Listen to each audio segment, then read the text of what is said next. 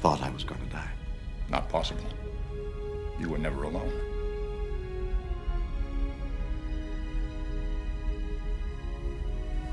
Please, Captain. Not in front of the Klingons. Why not in front of the Klingons? Let us unpack that for a moment. Wait, hold on. Receiving an emergency transmission on the most important frequency there is, the frequency that I have labeled Crusher Watch! Crusher Watch! Forget what we were gonna do because Gates McFadden has finally discussed the possibility of Beverly Crusher appearing in Season 2 of Star Trek Picard. Believe it or not, many viewers have asked for this, so it's time for Crusher Watch, the episode! Though I'm tempted to explore Beverly's sexy Scottish Candle episode, Sub Rosa, a better celebration of her is the highly memorable Star Trek The Next Generation Season 4 episode, Remember Me. Like I could ever forget. Welcome back to Sci-Fi Wire's Warp Factor Classic Blend, Crusher Watch, the episode. Engage. Prepare for a Crusher Watch mission briefing. This episode first aired in 1990, but if you haven't seen it, it's new to you. All crew to spoiler stations, but because 1990, we'll go with a yellow alert. Dr. Crusher welcomes an old friend onto the Enterprise while her son Wesley experiments with the warp core. Beverly goes to check it out, right as a beam emits from it. Beverly vanishes, but Wesley just thinks that she walked away. The next day, Beverly can find no trace of her friend. Picard and Worf have no notion that he was ever there in the first place, and Data finds no evidence that he ever existed at all. Some of the medical staff then vanish in the same fashion, and soon enough, everyone in sickbay has also vanished. This is perfectly normal for everyone except Beverly, who asks everyone if one doctor is enough to take care of over 1,000 people on the ship. You're telling me I'm the sole medical officer on a ship with over 1,000 people on board? Excuse me, Doctor, but the entire ship's complement is 230. A giant vortex appears in sickbay and Beverly narrowly escapes it. At the next team meeting, the crew is down to 114 and Worf is gone. The Klingon. Beverly checks with Wesley in engineering and he's still there running his tests until he isn't. She rushes to the bridge to find only Picard, the two of them supposedly making up the entire official crew of the ship. Ooh la la, ooh la nah, because Picard vanishes soon after. Another vortex appears, but Beverly escapes once again. We cut to the other side of it, where LaForge and Wesley, not vanished at all, are trying to save her. Wesley gives up, but then the Traveler pops in and tells him, "It's not over, Wesley." Crusher is stuck in a parallel warp bubble enterprise, one of those. She diagnoses the issue as she would a medical condition and gets the computer to show how ridiculous the situation is. What is the primary mission of the Starship Enterprise? To explore the galaxy. Do I have the necessary skills to complete that mission alone? Negative. Then why am I the only crew member? She realizes that she is the one who is trapped. Wesley and the Traveler have to get her out at precisely the right moment or she'll die. The vortex that keeps appearing to Beverly is her way out, so she takes a funhouse trip through the ship with screws with her mind before finally making it out to the proper dimension. She hugs her son and Jean-Luc tells her that the crew complement is 1,014. Beverly is so relieved that she makes out with Picard for 5 hours on a couch. That last part wasn't true. Look at his eyes uncovered! Crusher Watch! Does Remember Me have secrets and references lurking beyond the numbers? Does Captain Claw get away with attacking the Enterprise just by saying he's sorry? I apologize. Yeah.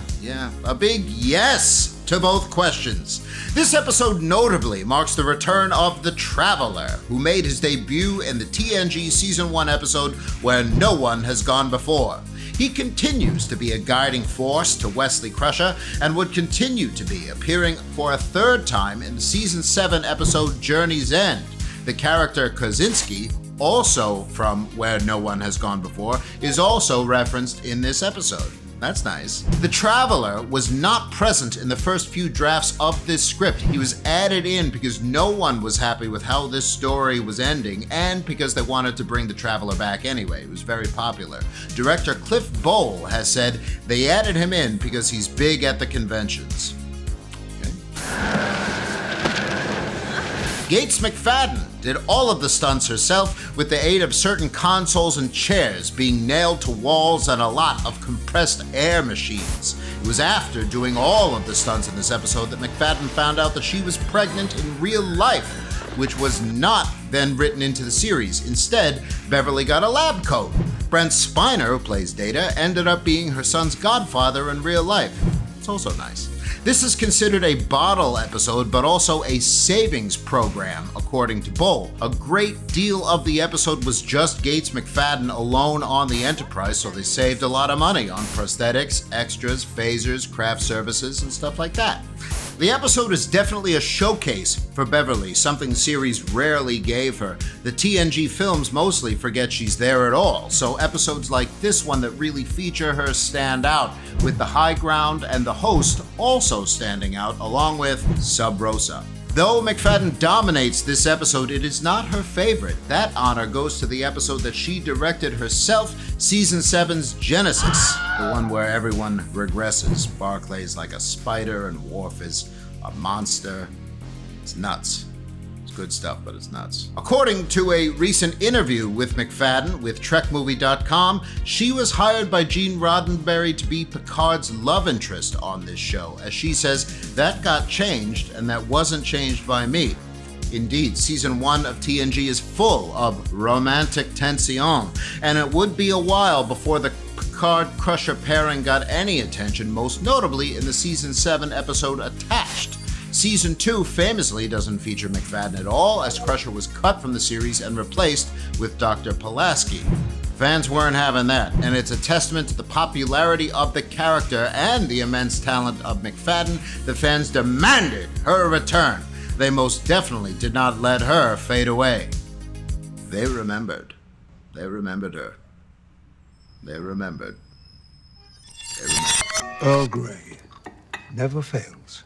Earl Grey never fails. And Remember Me doesn't let us down when it comes to classic quotes. Every one of them comes from Beverly, and her gradual diagnosis of her situation is fascinating to watch, especially since I myself would go barking nuts within 5 seconds. Her logic and reasoning would make Spock proud, shining through with the line, If there's nothing wrong with me, maybe there's something wrong with the universe. I say that all the time, except I'm bonkers. It is Beverly's game with the computer which wins the day, however, especially the following exchange. If this were a bad dream, would you tell me?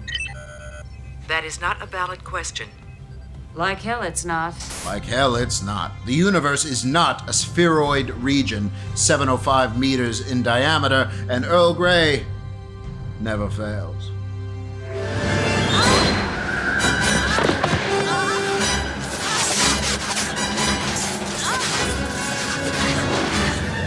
Will the events of this episode have any impact on the future of Trek? The more important question is one that I've been harping on for the entirety of this silly series. Will Beverly Crusher return?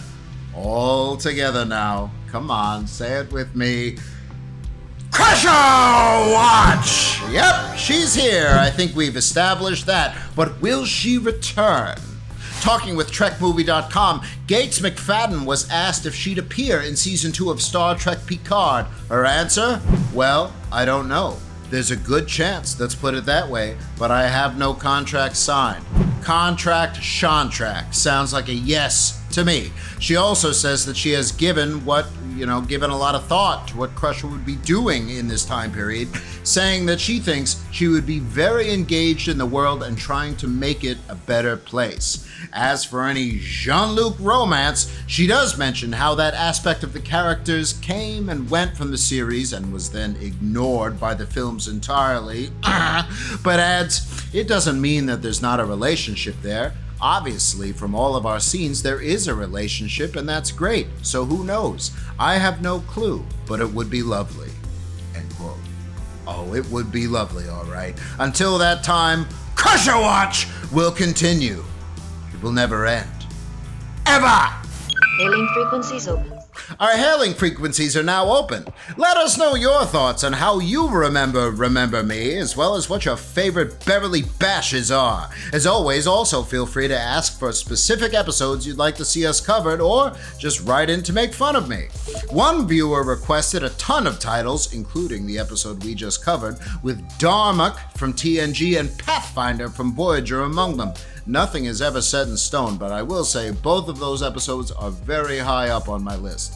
Another viewer writes, "This channel is dead. Thank you. It's comments like this that just keep me going. Really get me through the day." Good stuff. You want to get nuts? Come on! Let's get nuts. Let's say Beverly becomes a regular on Picard. Why not then have an episode where she discovers a medical mystery left behind by the late, great Dr. McCoy, and then teams up with Dr. Bashir and Voyager's EMH to figure it out? Phlox could still be alive, so throw him in there, Denobulan lifespan, I don't know. And if you want to go even further, honor the late, great DeForest Kelley with a hollow image, and then possibly invite Carl Urban to the party. How would that even work? Give me a contract, and I'll tell you, I got it all worked out. I'm sure a lot of people do, but give me a contract. There'll be a lot of blue uniforms, I'll tell you that much. Blue uniforms diagnosing you. Nothing but blue uniforms. With Phlox there too. Denobulan